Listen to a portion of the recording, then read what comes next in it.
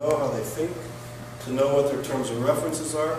So when Ahmadinejad gets up, or Ayatollah Khomeini gets up, or when the Muslim Brotherhood gets up at universities like this one and espouses its worldview, we understand where they're coming from. And let me assure you, this is not a Jewish problem. They're using anti-Semitism to promote their agenda, to get support from the grassroots, and to take over societies, and to take over institutions, and they're doing it very well. They're using anti-Semitism not in a dissimilar way to what the Nazis were doing between the First and Second World War. They're galvanizing their support, speaking about the Jew, speaking about the Zionist, and speaking about the Israeli, while they take away the rights and privileges of women, of religious minorities, of gay people, when they destroy basic notions of citizenship, the notion that everybody, regardless of our religion, our gender, our race, are equal under one law, should not begin and end at the borders of this country. There's international human rights, and as scholars and as students, we have to understand the mind of the enemy and why we are silent, and why this type of disgusting, vulgar lie that demonizes Jews and I'd say steals the history of South African people and what they endured in South Africa. And I say this as a person who was the head of the African National Congress Solidarity Committee of Canada. I was very active in the United Kingdom. I worked with the leadership of the African National Congress in the 80s and 90s when they were demonized as communists and all sorts of things. I did it because as a young Jew, I couldn't believe that in the 1980s and 90s, when I was coming to age, that an ideology of racist, fascist Nazism still existed. So as a young middle-class Jew, I was a part of the anti-apartheid movement because if you look at the South African Freedom Charter, the anti-apartheid movement had a freedom charter that was basically a social democratic blueprint. It guaranteed all citizens of South Africa equality under one law. So as a middle-class Canadian Jewish kid, that made sense to me. Everybody should be equal under the law. There shouldn't be institutionalized discrimination. But when people who parade themselves as liberals and human rights activists support this type of lie and actually support Hamas and Hezbollah that speak openly about exterminating Jewish people, something is really sick in our institutions. We have to become fluent in this ideology and understand when Judith Butler, the eminent scholar at this university, says that Hezbollah and Hamas should be seen as the progressive left, the global left, that this is such a mischaracterization of reality. But she gets away with it because she's a Jewish scholar attacking Jewish people. And people like to see that, and she's rewarded for it. She should be, and she must be called out on it. So the Lion Pack and students who care about human rights, it's vital that you get this message out to your colleagues on campus. And we know from history that anti-Semitism begins with Jews, but it never ends with Jews. We know from history that once this disease of hatred is unleashed upon the Jews, it affects others, it affects other minorities, other marginal groups. And therefore, this is not a Jewish issue, it's not a parochial issue, it's basically a human rights issue, an issue of justice. And when Ayatollah Khomeini, Matthias is going to speak about this, but 18 hours before President Obama signed the interim agreement with the Iranian revolutionary regime, Ayatollah Khomeini went on a rant saying that Jews were rabid dogs that were going to basically be destroyed. This is the exact quote. And there was not a sign of opposition, a peep of protest from the American government and from the other 5 countries that signed the interim agreement. And this rant of Ayatollah Khomeini, the leader of the regime, is consistent with the ideology of Iran and other radical Islamist organizations who believe that Jews are the descendants of apes and pigs, are rabid dogs that bring corruption and decadence and destruction to society. Could you imagine if a white African leader would show up in the United States of America in 2014 and say that Africans were the descendants of apes and pigs? They ought to be, and I think they would, and I hope they would, they'd be sent packing home. And yet, our governments, our policymakers, our intellectuals are engaging these type of social movements, these type of ideology, and make all sorts of agreements with them in international law. And because anti-Semitism doesn't begin and end with Jews, it will weaken the strategic place of the United States of America down the road. And I think we see what's happening in the Ukraine, perhaps one could argue as a result of the acquiescence to issues of human rights internationally by the United States and other Western nations. And this weakens the West, it weakens the United States, and it weakens our capacity to influence things in a proper way in the Middle East, and now it's coming into Europe. So this is really an essential issue. Today Matthias is going to speak about Iran. He is a leading scholar that has been documenting the ideology of radical political Islam, especially the Iranian Revolution. He's an expert. He did his doctorate at Hamburg University, dealing with issues of nuclear proliferation and nuclear weaponry, but also he's an expert on the ideology of radical Islam. So he's an expert on nuclear issues, and he's an expert on the ideology and the anti-Semitism of radical Islam. Matthias is from Germany. He's a professor of political science. He's also he's connected to the Vidal Sassoon Institute as a research scholar at Hebrew University. He's a member of the German Council of Foreign Relations and of the German Historical Association, as well as the Association for the Study of Middle East and Africa. He is a leading scholar, a friend of ISGAP, and spoke with us several times over the years, and it's an honor to have him here with you on an issue that should be the burning issue. You know, the fact that we are small groups wherever we go on this issue is an indication of how the agenda, I would argue, of human rights and anti-Semitism has been hijacked. This room should be packed with thousands of students, but it's not. But I think you're in for a treat that we have such a leading expert here with us today, and I hope you ask many good questions to Matthias, and you're welcome. And thank you very much to Judith and Navi and the line. Okay.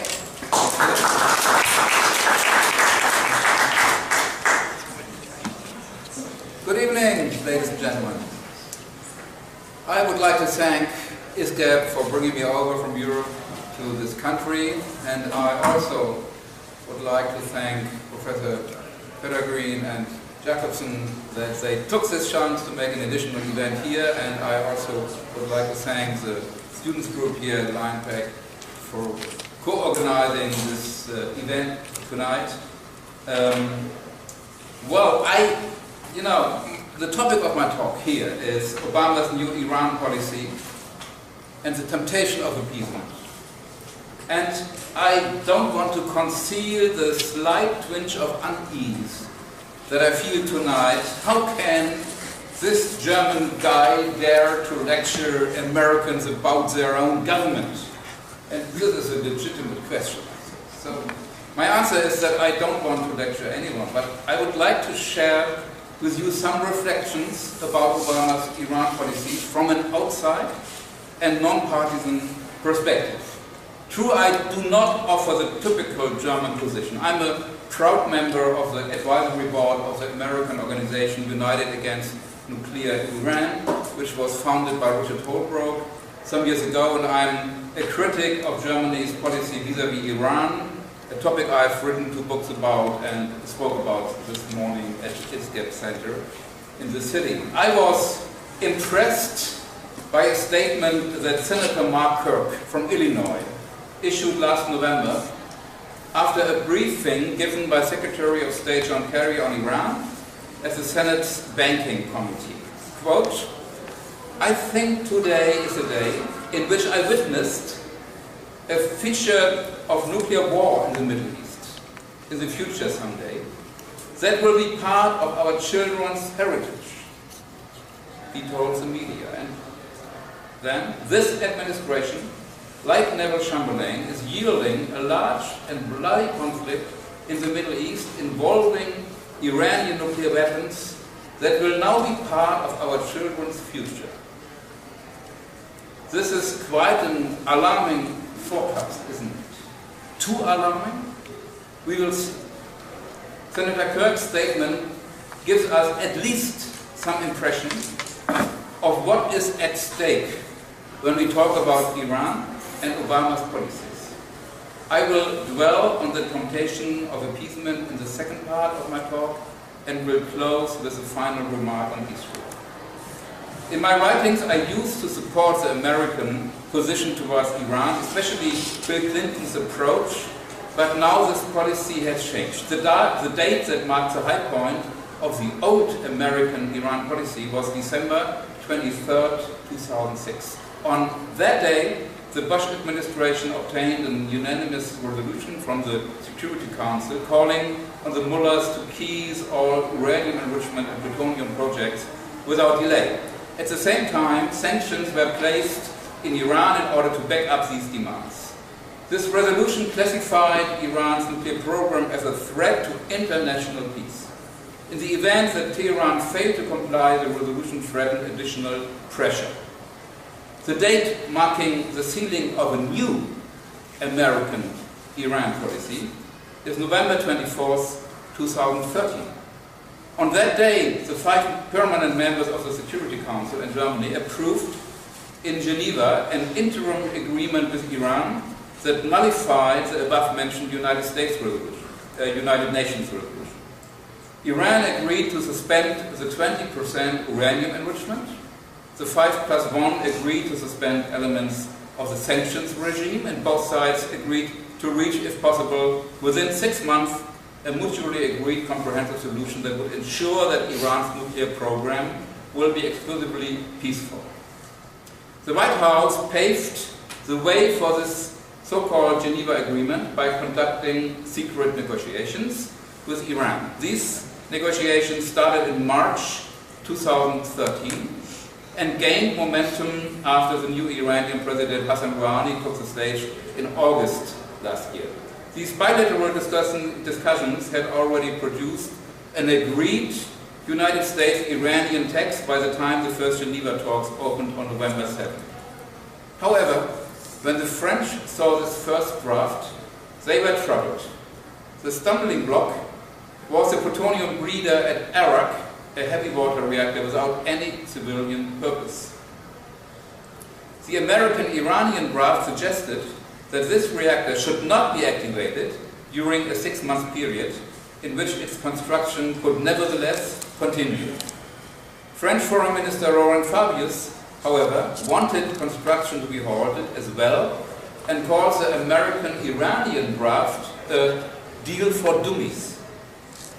And that is what it was. It was well known that the activation of the reactor was not in any case possible before the end of 2014, so that the apparent Iranian concession not to activate it during a 6-month period, in fact, conceded nothing.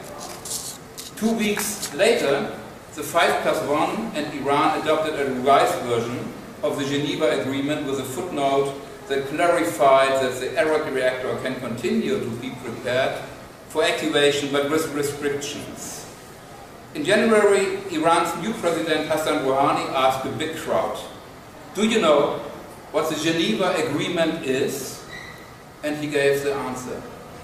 The Geneva Agreement means the superpowers surrender to the great Iranian nation.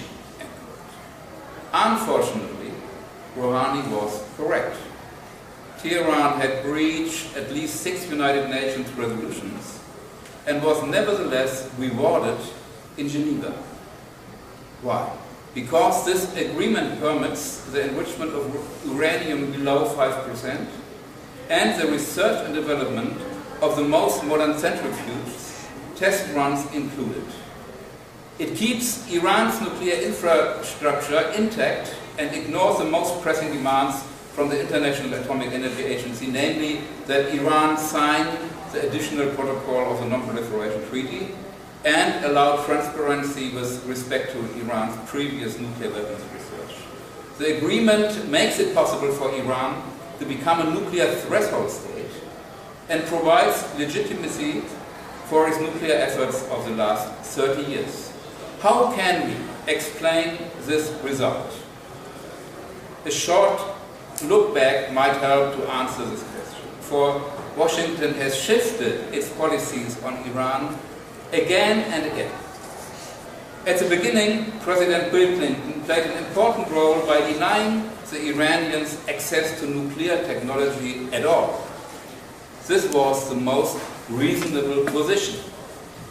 My PhD thesis, written nearly 30 years ago, was about the Non-Proliferation Treaty. This treaty, in my opinion, does not require its members to proliferate nuclear technology to a revolutionary Islamist regime. In 2006, President Bush threw the Clinton doctrine overboard. His new red line accepted for the first time the existence of a civil nuclear facilities in Iran, but ruled out weapon-related technologies such as enrichment. This change was done, not least as a consequence of Europeans' appeasement vis-à-vis Iran and stubbornness towards Washington, with Germany regrettably at the forefront.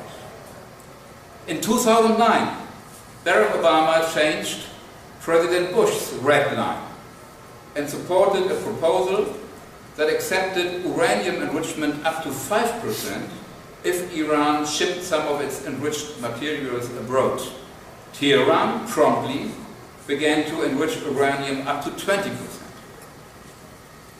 In 2012, Obama switched his red line again to quote Leon Panetta, then Secretary of Defense, "Our red line to Iran is do not develop a nuclear weapon." But what does Panetta's demand, do not develop a nuclear weapon, actually mean?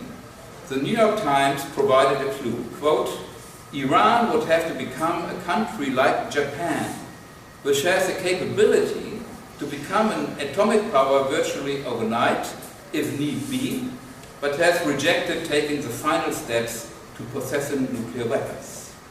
Such a situation could be, quote, "the most attainable outcome for the West in its negotiations with Iran," added the newspaper already in January 2012, with reference to several American and European officials. The paper quoted a senior European diplomat, quote, "If you are asking whether we would be satisfied with Iran becoming Japan, then the answer is a qualified yes, but it would have to be verifiable."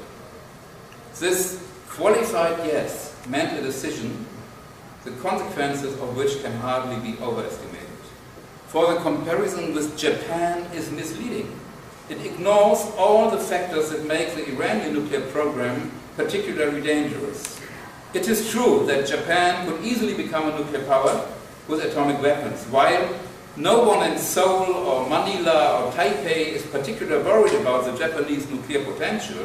The Sunnis of the Persian Gulf region are already more than a little nervous today about the Iranian nuclear threat, not to mention Israel. This analogy is also wrong with regards to technology. There is a widespread assumption that Iran has the scientific, technical, and industrial capacity to eventually produce nuclear weapons, as James Clapper, the Director of National Intelligence in the United States, put it recently. With that assumption comes the implication that Iran's political will to build or not to build the weapon is the last thing the West might have any leverage over.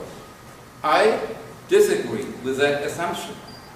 True, Iran could arguably detonate a primitive Iranian device even today. Iranian bombs, however, have big disadvantages compared to plutonium bombs. They are 5 times heavier. That means much more difficult to load onto missiles, and they cannot serve as a detonator for modern hydrogen bombs. The United States and the Soviet Union abandoned the uranium route as being too cumbersome and unreliable China abandoned the uranium truck after years of trying as well. Like every other nuclear power, Iran needs not a maximum, but a minimum payload for its ballistic missiles. Otherwise, they just won't fly. For that, they need a plutonium bomb. The process of creating plutonium, however, is still beyond the capability of Iran. And that is the reason why progress on the erect plutonium reactor is the true sand in the hourglass. There is another important feature to keep in mind. You can hardly destroy the erect reactor if it is already in operation because of the environmental catastrophe that could follow. Thus, the window of opportunity for Israel to eliminate this facility is swiftly closing. When and only when Iraq is up and running can Iran claim to be a modern nuclear threshold state. The Iranians thus need time, let's say a year or two, to complete their plutonium program without interference by the IDF. In 2003, in the course of the first round of nuclear negotiations, Rouhani granted the West some minimal concessions in order to complete the Iranian uranium fuel cycle. In 2013, Rouhani again made some concessions in order to complete the Iranian plutonium cycle. This is, in my opinion, the main reason why Iran is taking part in the negotiations in Geneva. The regime wants to make it politically impossible for Israel to react within the next 12 months or so. The Jewish state, however, is held in check as long as the so-called negotiations go on. In terms in which Rouhani and Khamenei praised their Geneva success are thus no accident. Rouhani wrote in his letter to Khamenei, quote, "The ground has been paved to take further big steps to defend the country's technical developments." Guess what kind of technical developments he meant. Khamenei answered, "The nuclear negotiation team deserves to be thanked for its achievements, which lay the foundation for the next prudent measure, which is, well, we can imagine." Let me conclude my excursion into nuclear weapons technology. The Geneva Agreement is, to use Rouhani's words, a surrender to the great Iranian nation in two respects. It fosters and affirms the Iranian nuclear option, but it also serves as a kind of smokescreen behind which the next prudent measure, the development of plutonium extraction, can be prepared. So in my view, the Geneva Agreement is not only a surrender, but a preemptive surrender. We know, of course, that Washington is not enamored of the idea of Iran as a nuclear threshold state, not for nothing, as Washington being the hub and enforcer of the global sanctions against Tehran. Obama's overriding concern, however, is to wish to avoid war. The consequence of this decision is to allow the Iranian regime to become a nuclear threshold power as long as it does not actually test the bomb. President Obama made this clear in his most recent interview with Jeffrey Goldberg. Quote, "If we have any chance to make sure that Iran renders their breakout capacity so minimal that we can handle it, then we've got to pursue that path." End quote. But how can Washington handle it? How can it prevent the accomplished fact of a secretly assembled Iranian bomb? President Obama answered the question with reference to, quote, "a pretty long lead time in which we will know that they are making that attempt."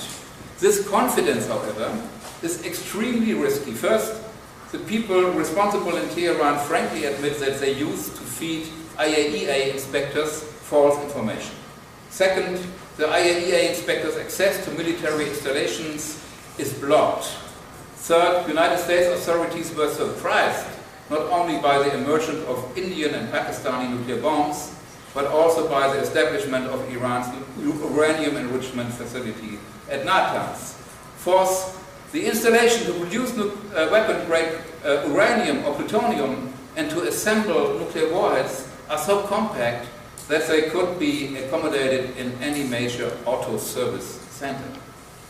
Israel's Prime Minister Netanyahu attacked the pretty long lead time argument in 2012 in a speech to the United Nations General Assembly. Quote, "Do we want to risk the security of the world on the assumption that we would find in time a small workshop in a country half the size of Europe?"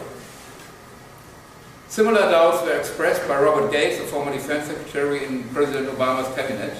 If their policy is to go to the threshold but not assemble a nuclear weapon, how do you tell that they have not assembled?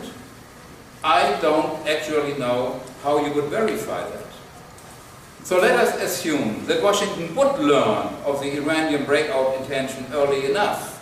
Even in this case, there is no guarantee that President Obama would be willing to take the tough decision to attack Iran.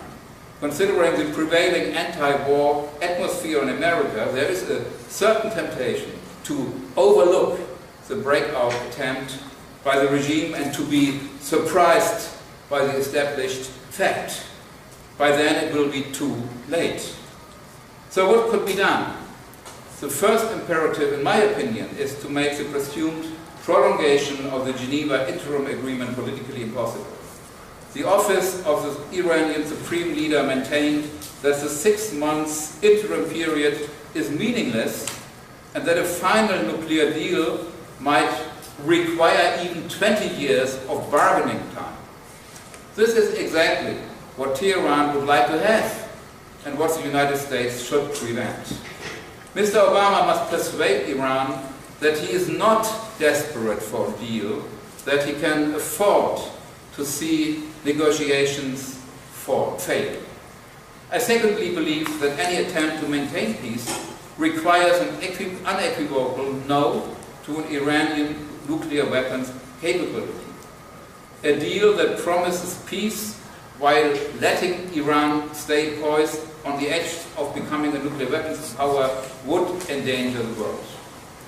However, nothing will be achieved if policymakers and media continue to yield to the temptation of appeasement, which brings me to my second topic.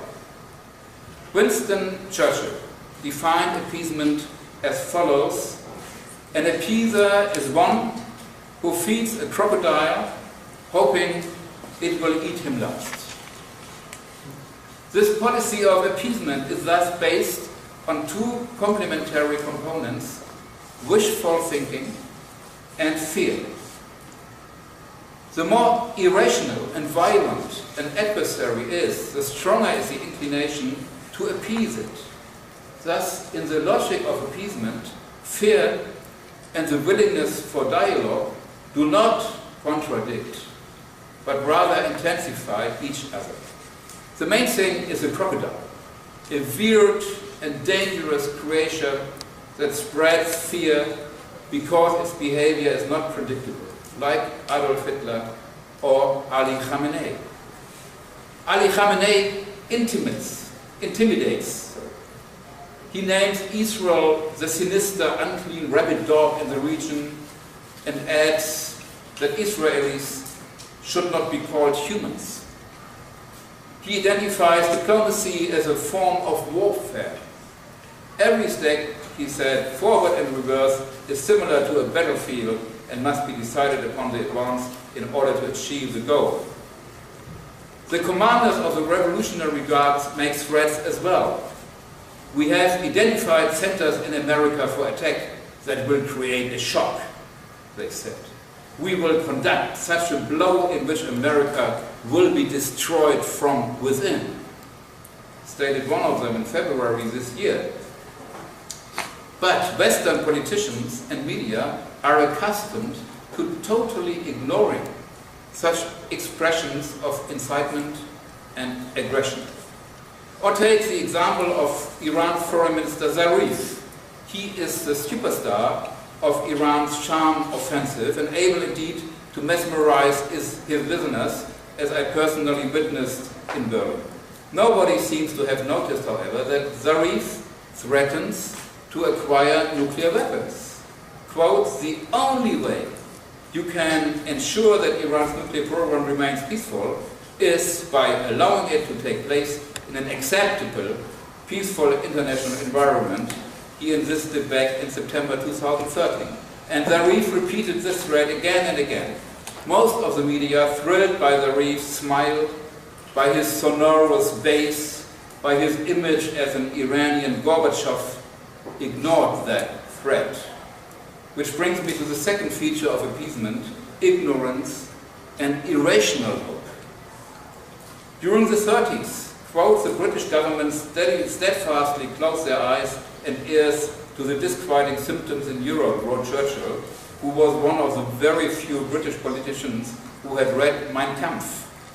Churchill drew attention to the Nazis' philosophy of bloodlust and the fact that internal conditions in Germany bore no resemblance to those of a civilized state. And he said, only very silly people, of whom there are extremely large numbers in every country, could ignore all this. He stated in his memoirs.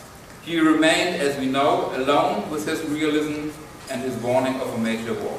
Today, people seem to want to repeat yesterday's ignorance. The American president is a case in point. It is my impression that he is a prisoner of his own delusions. As an American who has Muslims in his family and has lived in Muslim-majority countries, Obama obviously felt from the very beginning of his first term a special responsibility, if not mission, to seek reconciliation with the Muslim world and especially the mullahs in Tehran by currying favor. March 2009, Obama addressed the Persian Nowruz festival, quote, we know that you are a great civilization. April 2009, Obama addressed the parliament in Ankara, quote, Iran is a great civilization, we will convey our deep appreciation for the Islamic faith. June 2009, Obama addressed Al-Azhar University in Cairo, quote, I have made clear to Iran's leaders and people that we are willing to move forward without preconditions. Any nation, including Iran, should have the right to access peaceful nuclear power, end quote. August 2009, Obama delivered a Ramadan message. Quote, I want to reiterate my commitment to a new beginning between America and the Muslims around the world. This new beginning must be borne out in a sustained effort to listen to each other and to learn from each other. But here is something that Obama has always refused to do, to listen to the message of a Muslim leader such as Ayatollah Khamenei, to study and to learn what Islamists do in fact say. Instead, his statements reveal that he and his advisors are not familiar with Islamism at all. Thus, he compared what he calls the resistance of Hamas with the fight of black people in America. And he blames the West for creating the tensions that so-called violent extremists later exploit. This understanding, however, is simply wrong. Iran's rulers do not hate America for what it does. They hate America for what it is.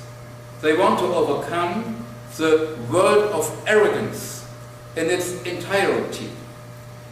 What does this term, world of arrogance, mean? It does not refer to George W. Bush or the Iraq War. It refers to every liberal society and democracy which is arrogant enough to establish its own laws instead of submitting to divine Sharia law. And this is the center of Islamist ideology, to detest the free will of human beings and to accept only the Islamist version of divine law, including whipping and stoning. Let me quote Article 2 of Iran's constitution. Quote, the Islamic Republic is a system of government based on the faith in the one God, that He established the law, and that man should resign to his will. This constitution has never been a topic of debate in the West. Instead, Whenever a new Iranian leader sends out seemingly pragmatic signals, the West tried to convince itself that this is a long-awaited savior who will lead the regime onto a non-revolutionary path. In President Reagan's time, the savior was Hashemi Rafsanjani. President Clinton viewed the then President Mohammad Khatami as a new harbinger of hope. His foreign minister, Madeleine Albright, was the first to express regret for the role the United States had played in Iran, and was the first to praise Khatami's policies. Quote, "The democratic winds in Iran are so refreshing, and many of the ideas espoused by its leaders so encouraging." But how did Iranian leaders respond to this flattery back in 2000? Albright's speech did not strengthen Khatami's allies. The very next month, the judiciary, under the control of Supreme Leader Khamenei, started arresting leading journalists and putting them in prison, writes Dor Gold in his book on how Iran defies the West. This episode demonstrates that our accepted code of dialogue does not apply to the rulers of Iran. Normally, we would expect one's partner in a negotiation to repay generosity in kind. The Iranian regime, however, considers kindness a proof of weakness. Ali Khamenei does not think in terms of me and you, but of me or you. His president, Hassan Rouhani, does not relate the Geneva Agreement to a win-win situation, but to the capitulation of America and the victory of Iran. The Geneva Agreement means the superpowers surrender to the great Iranian nation, he told the crowd. There is no question that with this remark, Rouhani wanted to humiliate the United States. It was a public speech. He knew about the effect. How did the White House react? Washington tried to downplay the insult. This is what the White House spokesman Jay Carney had to say. It is not surprising to us, and nor should it be surprising to you, that the Iranians are describing the agreement in a certain way towards their domestic audience. So the White House did not object to Rouhani's remarks. Instead, it safeguarded the Iranian president against his own words. The administration was eager to humbly play down the humiliation so as to save the dialogue. And this response shows what appeasement is about, to answer the slap in your face with an even more friendly smile. But we cannot compare the appeasement of the 30s with the appeasement of today without highlighting the most important difference, which brings me to my last point, Israel. In the 30s, there was no chance for Czechoslovakia to defend itself, or for its leaders, for example, Edvard Beneš, to complain about what Chamberlain and Daladier did. Israel, in contrast, is strong. Netanyahu speaks out. And that is precisely why Israel is so sharply attacked today. The more Iran succeeds in upgrading its image, the stronger the downgrading of Israel's image seems to be. This erroneous belief that Iran has changed its course and that there is nothing to worry about is exactly what large quantities of people like to hear. Do they care about Iran's lies or about the nature of the Iranian nuclear threat? No. They just want the issue to go away. That is why those who still want to confront the fictions with facts are booed. The baseless optimism of the people, the media and the politicians, has established a new axis of symmetry. We find in the center the alleged peaceniks such as Obama and Rouhani, and at both edges the party poopers, naggers, warmongers, in short, the pig-headed elements in Israel and Iran. Though this image turns everything upside down, it is highly effective as long as the psychology of appeasement controls minds. Senator Mark Kirk, whom I quoted at the beginning of my talk, discovered this mood even in the Senate's Banking Committee, where he asked Secretary John Kerry about assessments he had received from Israel with regard to the Geneva Agreement. Mr. Kerry, however, dismissed this source and repeatedly told senators to, quote, disbelieve everything that the Israelis had just told them. No check, no doubt, no partnership, just rejection. Shut up, Israel. Or look how this administration and the media have treated the 58 senators supporting the Nuclear Weapons-Free Iran Act, a bill to strengthen the American negotiation position vis-à-vis Iran by threatening further sanctions if Tehran violates the Geneva Agreement. First, the Obama administration fought a fierce battle to convince Senate members not to pass any new measures against Tehran. Obama repeatedly threatened to use his veto against this bill. Second, the senators were accused of secretly working to push the country towards war with Iran. Quote, if certain members of Congress want the United States to take military action, they should be upfront with the American public and say so, requested Bernadette Meehan, the National Security Council spokeswoman. What an unprecedented insult. Third, a campaign against this bill was launched by pro-Iran lobby groups and grassroots organizations such as the Jewish organization J Street, which appealed to the war weariness of the American population. The J Street stickers bear the slogan, quote, no Iranian bomb, no new war, no to Senate Bill 1881. J Street's mobilization against a simple sanction law with the slogan no new war does indeed recall the fearful mood of the 30s in Europe. It sends a signal that the United States has surrendered its ability to compel Iran. Instead, this country seems to be impelled by the mullahs. Fourthly, the accusation of Jewish activism in Congress followed. United States officials claimed that Barack Obama and John Kerry were, quote, disturbed over what is being perceived in their inner circle as Jewish activism in Congress, wrote the Jerusalem Times. This complaint, ridiculous as it is, was not sent to American Jewish leaders, but to the Israel government. Isn't that unbelievable? Skeptics of the Geneva Agreements were thus identified as part of Israel's fifth column in the United States.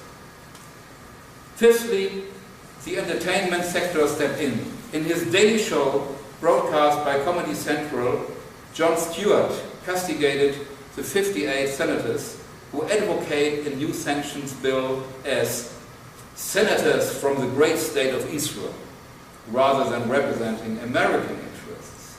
Stewart used here the Walt Mersheimer Israel lobby myth that crosses the line into anti-Semitism. Let me finally quote another important voice on this. Unfortunately, a pressure group in the United States, which is a warmongering group and is against constructive talks, is pursuing the interests of a foreign country and mostly receives its orders from that foreign country. The interests of one foreign country and one group have been imposed on the members of the United States Congress, and we can see that even the interests of the United States are not considered in such actions. This, however, was the voice of a powerful anti-Semite. This was a statement by Hassan Rouhani, the Iranian president. The transition between a typical anti-Semitic statement and America's near smearing of Israelis or fellow Americans who are not willing to appease and to falsify reality is smooth, terribly smooth. I witnessed a feature of nuclear war in the Middle East in the future someday that will be part of our children's heritage, claimed Senator Mark Kirk after a briefing on Iran given by Secretary John Kerry. Was he exaggerating? I hope so. American pragmatism has often been able to rectify mistakes in the past. I hope that a big debate on the principles will take place about Iran becoming a nuclear threshold state. Do we want it, or do we want to prevent it? I hope the American Congress will be determined enough to decisively act after the termination of the 6-month interim period in July this year. Right now, there are many in the world who put their last best hope in this Congress. I hope that the frightening rhetoric of the Iranian regime will no longer be ignored, but addressed and self-confidently repudiated. I hope the media will reveal the truth about Iran's totalitarian system and its ideology and will cover the appalling human rights situation instead of keeping nearly anything out of sight that might endanger the so-called dialogue. This would also show how crazy it is to mark Israel of all states as a scapegoat. I hope so, but I am not sure. A potential catastrophe is looming. Nobody knows if a nuclear-armed Iran will allow itself to be disarmed and private of its power without using its nukes. Whereas Chamberlain's policy back in the 30s led to a conventional war, the current policy of the Obama administration is conjuring up the threat of a nuclear war. Thank you very much for your patience.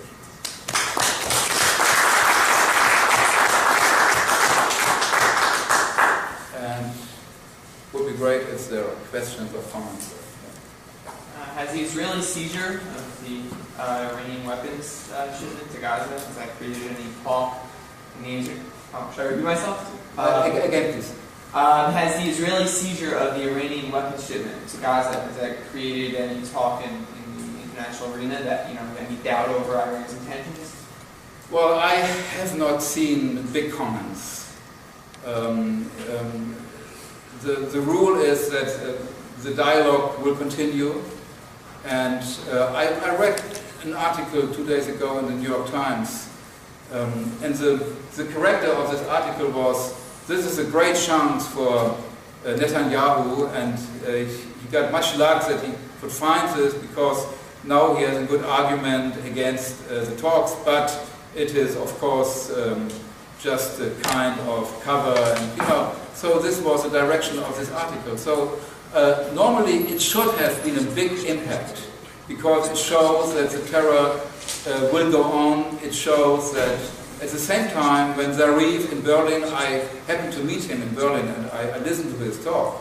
He said, well, we are against terrorism at all, and everything like this. At the same time, this long-range rockets were sent to the Gaza Strip. So it would be very good if the world would react in a kind of, animalistic manner, but I don't see that. Israel invited all journalists to come and look at the inventory. We will see what... None of the foreign media showed up. Yeah. There's no interest. So this is... it's an inconvenient fact. Yeah. Right. Convenient is what strengthens the belief that Iran changed. Inconvenient is what shows the truth. A couple of interrelated questions. How much difference is there in the effectiveness of an Iranian nuclear threat between Iran having but one bomb and Iran having a number of bombs, and how big is that number? If Iran has several years where she is below some sort of counteraction threshold, how valuable is this time for her in terms of increasing her missile fleet and in terms of building up her defenses, anti-aircraft defenses and other defenses against a counterattack? Well, I would say, of course, one bomb can be a catastrophe. But, the Iranian leaders see themselves as one of the leaders of the world. So they won't be satisfied with just one bomb. They really want to compete with the United States. It's about world rule. Today I read what Hossein Salami, the commander of the Islamic Revolution Guards, said yesterday at a conference in Tehran with the title, "The Islamic World's Role in the Geometry of the World Powers." You know, this is exactly the topic. And he said, Islam has given us this wish, capacity and power to destroy the Zionist regime so that our hands will remain on the trigger from 1,400 kilometers away for the day when such a confrontation takes place. And so, you know, the fingers will remain on the trigger. That means not only one bomb. And they are, you know, building only one rocket or missile. Who did you quote? I'm sorry. Huh? Who was this? Who did you quote? This quote was by Fast News from yesterday. Fast News is an official Persian news service, and it was from yesterday, Tuesday, March 11th. And so this was an event at Tehran yesterday. And I haven't seen the New York Times today. I don't know if New York Times reported. But, you know, I'm just reading books about appeasement during the 30s. It's so interesting how Chamberlain worked together with the Times of London at that time. And how really there was a kind of unity. And how the media, with very few exceptions, really supported this appeasement campaign. And so it would be very good to have a study to compare London Times during the 30s and the New York Times in our times today. Okay. Thank you very much for a wonderful talk. It was very, very well argued. I really appreciate it. I really appreciate the talk. And I'm especially interested in your sort of descriptions of the psychology of appeasement and the way that this works out. Because I think it's key. And I'm wondering if you could help us understand, for example, the difference between the attitude to North Korea, in which we do this representation of that regime as a completely manic, crazy regime, and even the New York Times represents him as a lunatic. When in point of fact, the Iranian regime is no less lunatic. It's no less insane, and yet that one's represented. Well, do you have an understanding of why we have this differential representation? You know, I would say Iran is a crocodile, while North Korea is a humblebee, which is dangerous in comparison. So I would say the fear is one main factor, but it's not conscious, it's unconscious. And the Iranian propaganda is much more powerful and much more open that they want to change the world. You know, if you read, there are two important texts.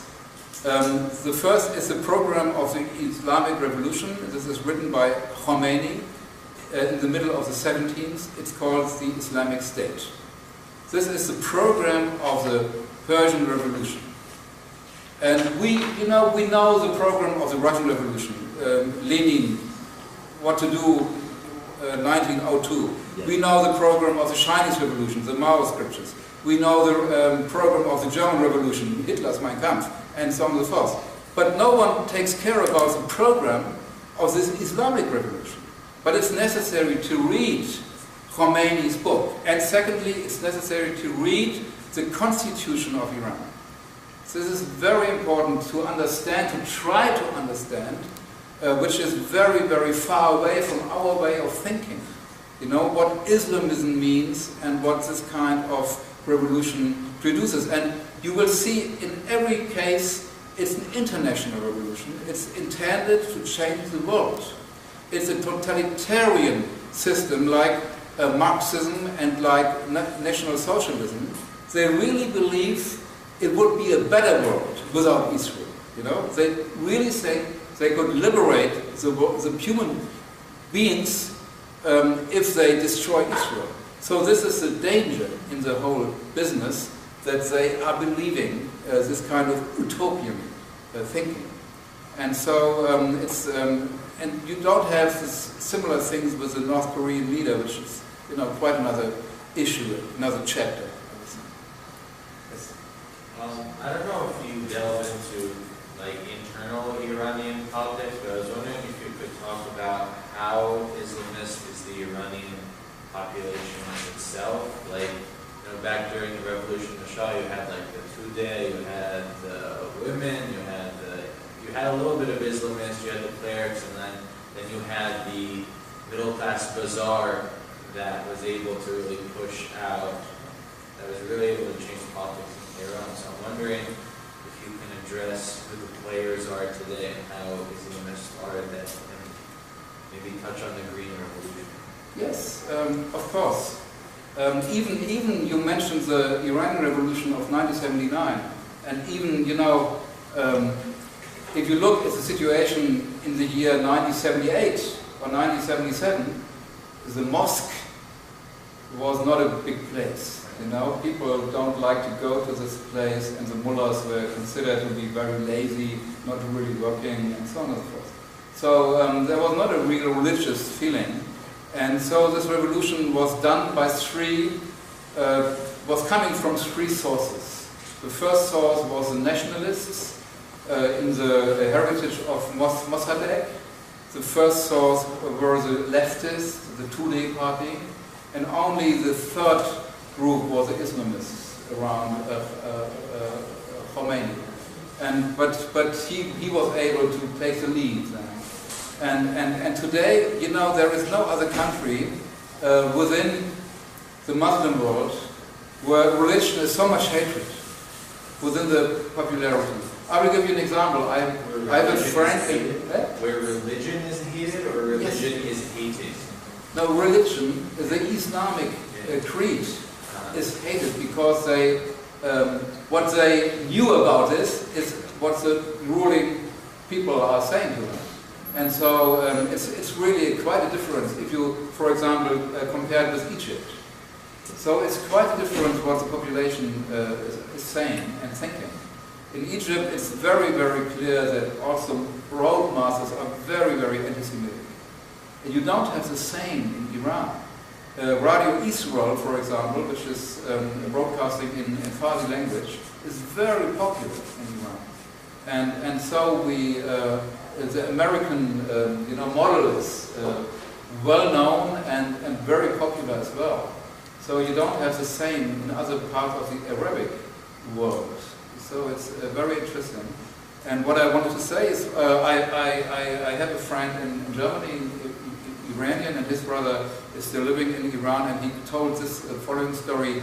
When you take a taxi in Iran, it's normally from a lot of people, 8 people or 9 people sitting in one car. And there was one traveler, very, high, very tall, yes, thank you. And so his head always pushed against the roof of the car by every hole in the street. And every time the street has a hole and he got this boop, he cried out, Nasrallah.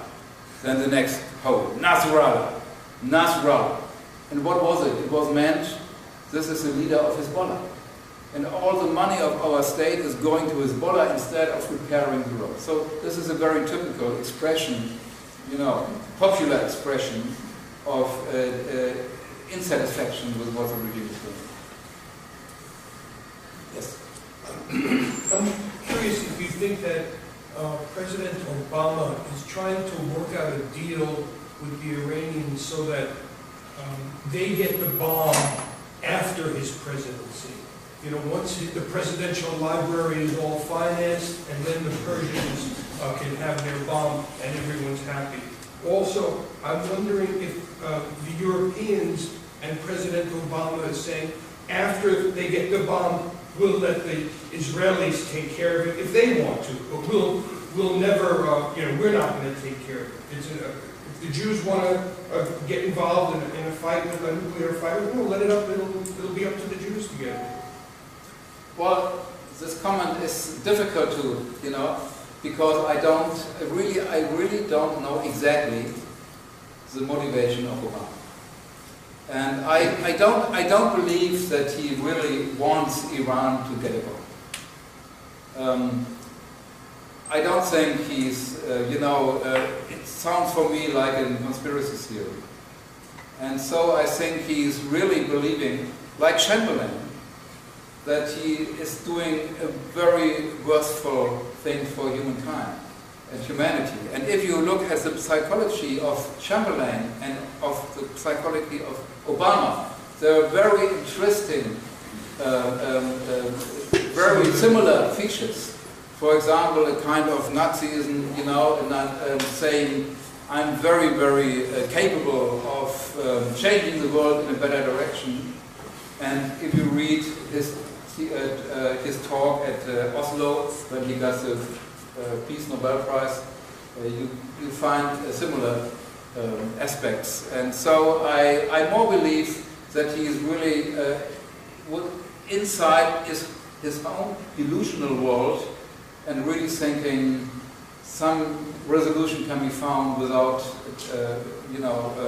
using arms and without any kind of war. And of course, I'm not in favor of war. I would be happy we had a world without the need of war, but sadly enough, sometimes you need the power of military to rescue things. So, yes. Well, just along those lines, how do you think the events in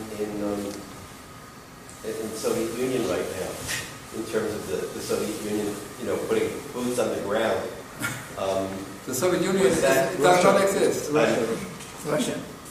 The Soviet Union exists in the mind of Putin. Okay. So my slip of the tongue was his slip of the tongue. Okay. Actually, but I mean, there actually has been a certain. Some of the theses that you brought out about appeasement, I think, have come out more mainstream now, interestingly, around these events. In other words, more and more commentators have sort of said that this was a result or an indication of our appeasement position. Well, the problem is that also in the case of Egypt and in the case of Iran, when the uprising took place in 2009, the Obama administration failed to put the Western values in the forefront. But they tried to cooperate with Islamists. In Egypt with the Muslim Brotherhood, and in Iran with the regime, with Khamenei. And so this was a big strategic mistake, I would say. It was a kind of answer, perhaps, to George W. Bush's initiative to bring democracy to the Arabic world. So it was a kind of counter-strike, you know what I mean? And now saying we don't want to deal with any value we share in the United States, they shall do what they want, and it's not our business. And this was a mistake, because in all those countries, there are people who are in favor of liberal democracy. In all those countries, there are people who are in favor of religious tolerance. But, you know, the Copts in Egypt, they had no partner in the West to deal with. And the moderates in Syria, they had no partner to deal with in the West. So the West showed its back to them instead of really engaging them in this kind of struggle. And so this is connected, of course, also with what happens in Kiev and at the Krim. Okay. Yes? I'm Muslim here. Okay. I just want to know, is world peace more important, ruling the world, is more important than world peace for Jews or Israel? Or and for Muslims also? Do you think? I think it's not a question of religion. It's the human desire to have peace. I think this is obvious. And to have tolerance. And so there are so many Muslims in the world who hate Islamism because they are the first victims of Islam. Getting forced to carry the veil, for example, or getting forced to forced marriage or something like that. So I think this is a universal interest, independent if you are a Jew, a Muslim, or Christ, or like myself, atheist. It's the same, I would say. Yes. do you think that in a relatively reasonable period of time you will simply have a bad deal coming out of Geneva, or that Geneva will just be dragged on and on and on with no deal? This is my feeling. You know, the President, Obama, told the people publicly that he sees the chance of an agreement 50%. This is not very much. And the Iranians said, well, this is even an exaggeration. The Iranians say it's less than 50%. But at the same time, Obama was very much against this bill, which could strengthen the negotiation position of the West in order to make sure that there will be a kind of solution after 6 months. So this alone indicates that everyone is thinking about at least 1 year, and then perhaps even longer. And so during those months, the Iranians are able to, concentrate on more uranium enrichment research, to build every component for Iraq, for the plutonium reactor. Only outside of the reactor they are allowed to build it, and then they could put it in to a later point of time. So this is my forecast that they want to drag it on and drag it on and drag it on. And this is, of course, the situation where Israel is kept at bay in a way. And then had to accept, perhaps, the threshold state, Iraq. It's very dangerous.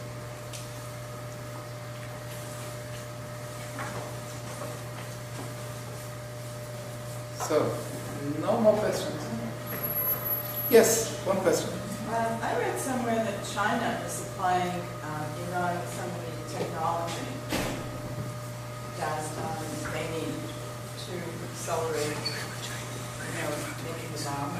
Well, not only China, also European technology is going to that place. There is a big smuggling industry, and even Germany is one of the main, supporters in a way. So it's not only China, but China and Russia, of course, they don't. You mentioned Soviet Union and mix it up with Russia.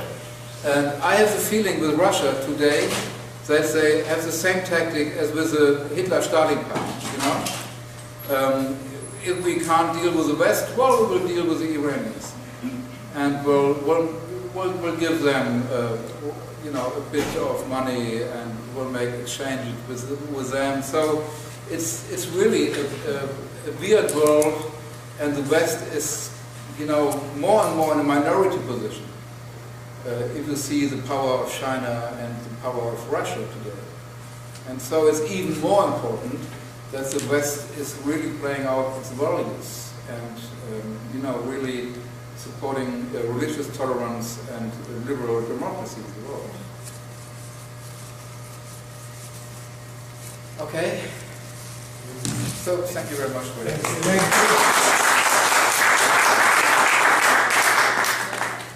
Thank you very much, Professor Küentzel, for coming. Says that Hezbollah and Hamas should be seen as the progressive left, the global left, that this is such a mischaracterization of reality, but she gets away with it because she's a Jewish scholar attacking Jewish people, and people like to see that, and she's rewarded for it. She should be, and she must be called out on it. So the Lion Pack and students who care about human rights, it's vital that you get this message out to your colleagues on campus. And we know from history that anti-Semitism begins with Jews, but it never ends with Jews. We know from history that once this disease of hatred is unleashed upon the Jews, it affects others, it affects other minorities, other marginal groups. And therefore, this is not a Jewish issue, it's not a parochial issue, it's basically a human rights issue, an issue of justice. And when Ayatollah Khomeini, Matthias is going to speak about this, but 18 hours before President Obama signed the interim agreement with the Iranian revolutionary regime, Ayatollah Khomeini went on a rant saying that Jews were rabid dogs that were going to basically be destroyed. This is the exact quote. And there was not a sign of opposition, a peep of protest from the American government. Today Matthias is going to speak about Iran. He is a leading scholar that has been documenting the ideology of radical political Islam, especially the Iranian Revolution. He's an expert. He did his doctorate at Hamburg-Universität, dealing with issues of nuclear proliferation and nuclear weaponry, but also he's an expert on the ideology of radical Islam. So he's an expert on nuclear issues, and he's an expert on the ideology and the anti-Semitism of radical Islam. Matthias is from Germany. He's a professor of political science. He's also he's connected to the Vidal Sassoon Institute as a research scholar at Hebrew University. He's a member of the German Council of Foreign Relations and of the German Historical Association, as well as the Association for the Study of Middle East and Africa.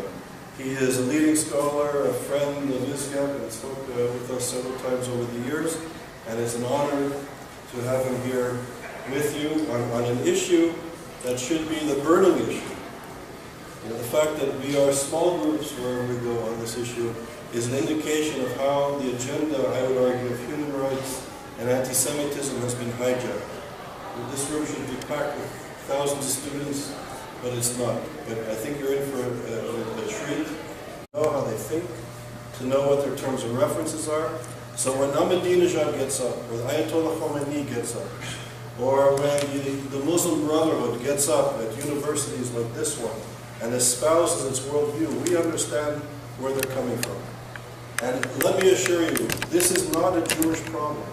They're using anti-Semitism to promote their agenda, to get support from the grassroots, and to take over societies, and to take over institutions, and they're doing it very well. They're using anti-Semitism not in a dissimilar way to what the Nazis were doing between the First and Second World War. They're galvanizing their support, speaking about the Jew, speaking about the Zionist, and speaking about the Israeli, while they take away the rights and privileges of women, of religious minorities, of gay people, when they destroy basic notions of citizenship, the notion that everybody, regardless of our religion, our gender, our race, are equal under one law, should not begin and end at the borders of this country. There's international human rights, and as scholars and as students, we have to understand the mind of the enemy and why we are silent, and why this type of disgusting, vulgar lie that demonizes Jews and I'd say steals the history of South African people and what they endured in South Africa. And I say this as a person who was the head of the African National Congress Solidarity Committee of Canada. I was very active in the United Kingdom. I worked with the leadership of the African National Congress in the 80s and 90s when they were demonized as communists and all sorts of things. I did it because as a young Jew, I couldn't believe that in the 1980s and 90s, when I was coming to age, that an ideology of racist, fascist Nazism still existed. So as a young middle-class Jew, I was a part of the anti-apartheid movement because if you look at the South African Freedom Charter, the anti-apartheid movement had a freedom charter that was basically a social democratic blueprint. It guaranteed all citizens of South Africa equality under one law. So as a middle-class Canadian Jewish kid, that made sense to me. Everybody should be equal under the law. There shouldn't be institutionalized discrimination. But when people who parade themselves as liberals and human rights activists support this type of lie and actually support Hamas and Hezbollah that speak openly about exterminating the Jewish people, something is really sick in our institutions. We have to become fluent in this ideology and understand when Judith Butler, the eminent scholar at this university, and from the other 5 countries that signed the interim agreement. And this rant of Ayatollah Khomeini, the leader of the regime, is consistent with the ideology of Iran and other radical Islamist organizations who believe that Jews are the descendants of apes and pigs, are rabid dogs that bring corruption and decadence and destruction to society. Could you imagine if a white African leader would show up in the United States of America in 2014 and say that Africans were the descendants of apes and pigs? They ought to be, and I think they would, and I hope they would, they'd be sent packing home. And yet, our governments, our policymakers, our intellectuals are engaging these type of social movements, these type of ideology, and make all sorts of agreements with them in international law. And because anti-Semitism doesn't begin and end with Jews, it will weaken the strategic place of the United States of America down the road. And I think we see what's happening in the Ukraine, perhaps one could argue as a result of the acquiescence to issues of human rights internationally by the United States and other Western nations. And this weakens the West, it weakens the United States, and it weakens our capacity to influence things in a proper way in the Middle East, and now it's coming into Europe. So this is really an essential issue.